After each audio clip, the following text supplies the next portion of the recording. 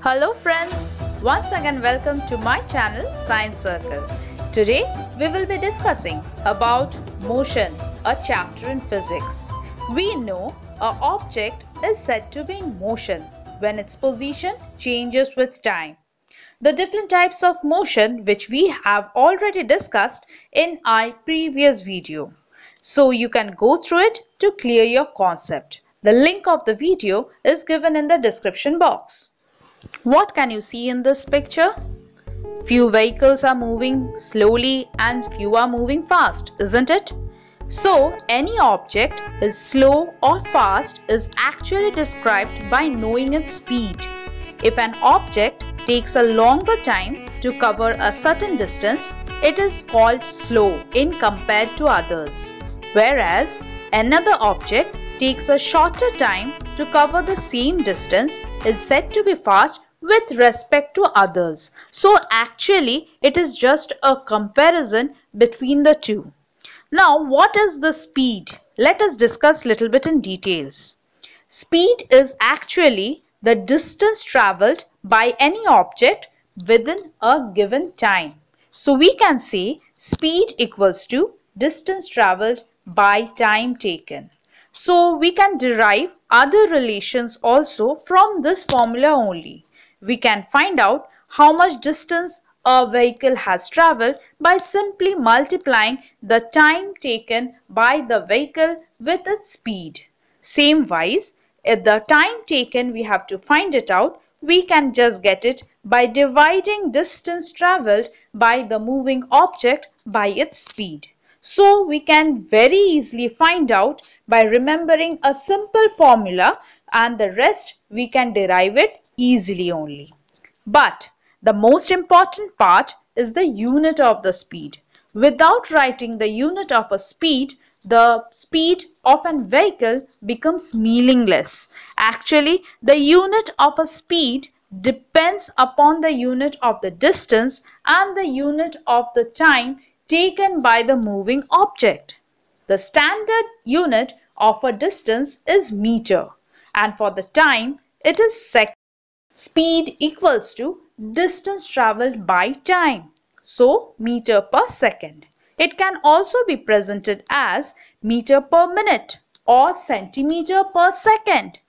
This is generally used where we are having very less speed, for example walking of a tortoise or a snail. But the large speed values like the speed of a car, train or a plane is generally expressed as kilometer per hour. But for rockets we use kilometer per second, as within a blink of an eye the rockets move a larger distance.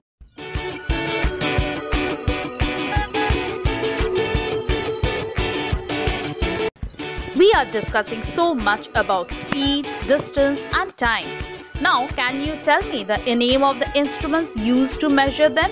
The easiest one is the time. We all know that we use a watch or a clock which help us to count the minutes or seconds to find out the time.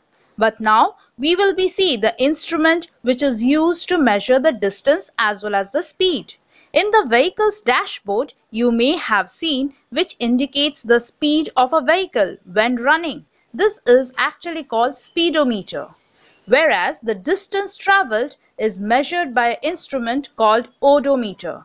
This is generally present within the speedometer only. It is a rectangular box-like structure where it is shown the distance with a unit in kilometers. You first check it today itself in either your bike or a car to find out where is the speedometer and the odometer. Now let us solve some numerical problems based on the formula on which we have learned. That is, distance equals to speed into time, speed equals to distance divided by time, and time equals to distance divided by speed. So let's get started. Hope you all can solve the problem by yourself only. Suppose a boy is walking at the speed of 4 kilometers per hour. How much time will he take to walk a distance of 20 kilometers? You can easily find it out, isn't it? That is, time we know, distance divided by speed, that is 20 divided by 4 equals to 5 hours. Same here, if a cyclist covers a distance of 15 miles in 2 hours, then what will be the speed?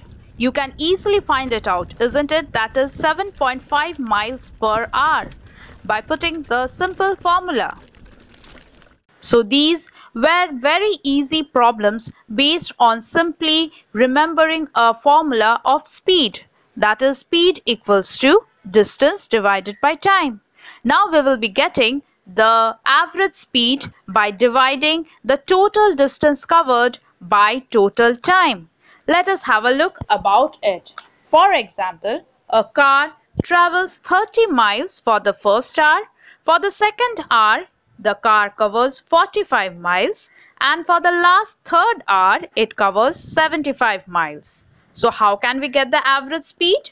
As per the formula, first we have to get the total time and the total distance. Total time from the problem we can get, that is 3 hours. Total distance we will be getting 150 miles. So the speed will be 150 divided by 3, we will be getting as 50 miles per hour. So isn't it very easy? Now remember, when you are solving these problems, the unit is the most essential part for writing the answers. Without the unit, the whole of the numerical becomes just meaningless. Now let us have a look at a bit different type of sum. For example, Rajesh is taking 20 minutes from his house to reach his coaching center on a cycle. The cycle speed is 2 meters per second. Now if I ask you to find the distance between his house and its coaching center, will it be easy for you? As per the given question, speed is equal to 2 meters per second and the time taken is 20 minutes. First we have to change all the minutes to seconds or the seconds to minutes. It is easy to change the minutes to seconds, as we know that 1 minute contains only 60 seconds. So 1 minute, as it contains 60 seconds, so 20 minutes will contain 20 into 60 seconds, that is 1200 seconds. So we can tell that the time taken is 1200 seconds. Now as per the formula we have learned, that is time into speed, we will be getting the distance. So simply by multiplying 2 into 1200, we will be getting 2400 meters, which is actually the distance traveled. So the distance between Rajesh's home and the coaching center is simply 2400 meters.